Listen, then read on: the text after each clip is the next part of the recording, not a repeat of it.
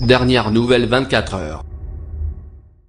France Justice par William de Lesseux publié le 19/4/2018 modifié le 19/4/2018 à 18h16 mis en examen dans deux affaires de viol présumé. Le théologien suisse Tariq Ramadan a toujours nié les faits qui lui sont reprochés.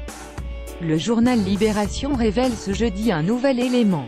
Un troisième témoignage qui pourrait bien faire basculer la stratégie de défense du prédicateur. Elle est surnommée Marie. C'est du moins comme cela que plusieurs médias ont appelé cette femme qui souhaite conserver l'anonymat.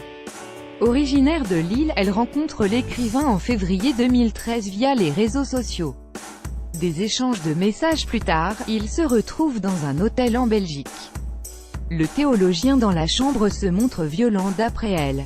Marie s'enfuit. Mode opératoire: un hôtel, des échanges de messages explicites, des menaces et des pressions. Le mode opératoire présumé ressemble au témoignage de Enda Ayari et Christelle, les plaignantes dans les deux premières affaires pour lesquelles Tariq Ramadan est mis en examen pour violent et incarcéré depuis le mois de février. Le théologien a toujours nié avoir eu des relations sexuelles dans les deux premières affaires, qu'elles soient consenties ou non. Mais cette nouvelle victime présumée dispose de pièces à charge contre son ex-amant. Notamment une robe noire tachée de sperme, sur laquelle une analyse en ADN est en cours d'après une source judiciaire mentionnée par l'AFP. Des enregistrements ont également été révélés par le blog sulfureux du paparazzo Jean-Claude Elfassi. Il s'agit d'enregistrements audio et d'échanges de photos. Ce troisième témoignage à charge conduit l'essayiste suisse Tariq Ramadan à modifier sa défense.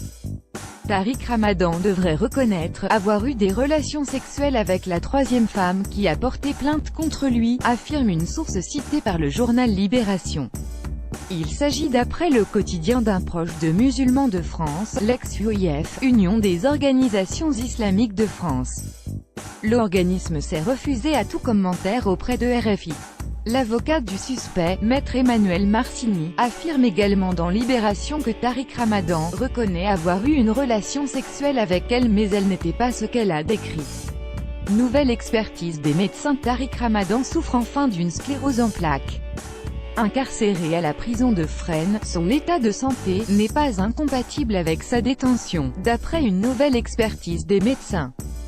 Les partisans de l'écrivain oscillent entre la stupeur et l'indignation. Joint par RFI, certains dénoncent une atteinte au secret de l'instruction, par plusieurs médias. D'autres entendent saisir le Conseil supérieur de la magistrature.